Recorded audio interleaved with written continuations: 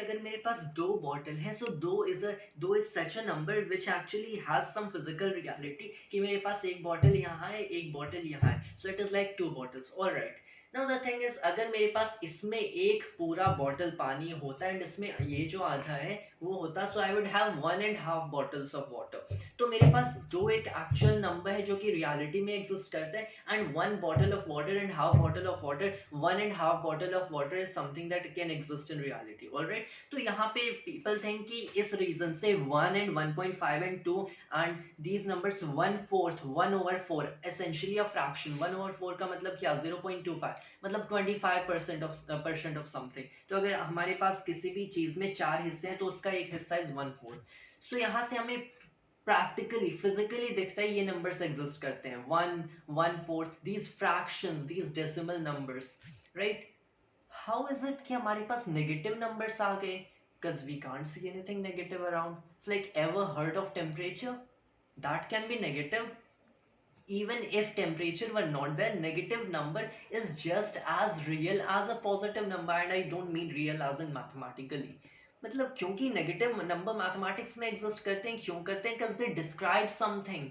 What do they describe? Negative number describes something that has to be added with another positive number to give a lesser value than that positive number already has. तो अगर मेरे पास something like एक number 10 है and उसमें मैंने एक negative number add किया -6, so I get 4। What does it mean? कि मैंने एक नंबर विच इज पॉजिटिव, उसमें एक नेगेटिव नंबर जब ऐड करता हूँ तो मुझे इस पॉजिटिव वैल्यू से कम वैल्यू वाला एक दूसरा नंबर मिलता है। That is the essence of a negative number.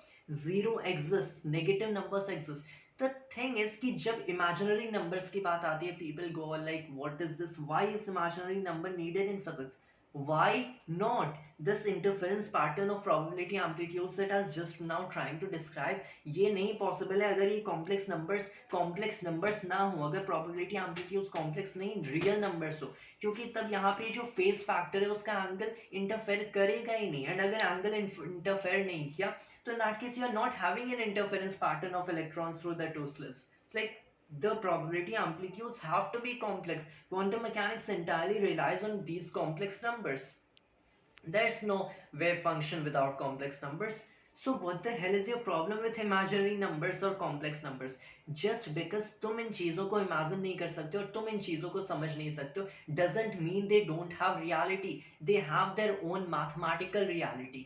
इनकी mathematical reality exist करती है, and trying to understand them using example of तुम्हारे पास कितने bottles हैं और तुम्हारे पास कितने pairs of कपड़े हैं doesn't make any sense, because you are talking about mathematics which is essentially abstract. तो इनकी अपनी mathematical reality है। Imaginary numbers are as real numbers, not in the sense कि they can be counted something like that, and it is not real numbers as in जो real numbers हम लोग mathematically define करते हैं। I'm trying to say कि complex numbers, imaginary numbers, इनकी वही mathematical reality होती है जो कि real numbers की होती है, and yet people go on like, why are imaginary numbers used in physics? Isn't that like they're imaginary, they don't mean anything, they perfectly mean everything.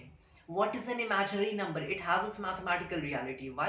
क्योंकि मैं explain कर सकता हूँ कि square root -1 is the solution of x squared plus 1 equals 0. अगर एक equation है, अगर ऐसा एक क्वाड्रेटिक इक्वेशन है, so the fundamental theorem of algebra says इसके दो रूट्स होंगे। क्या है इसके दो roots? x square plus 1 equal 0।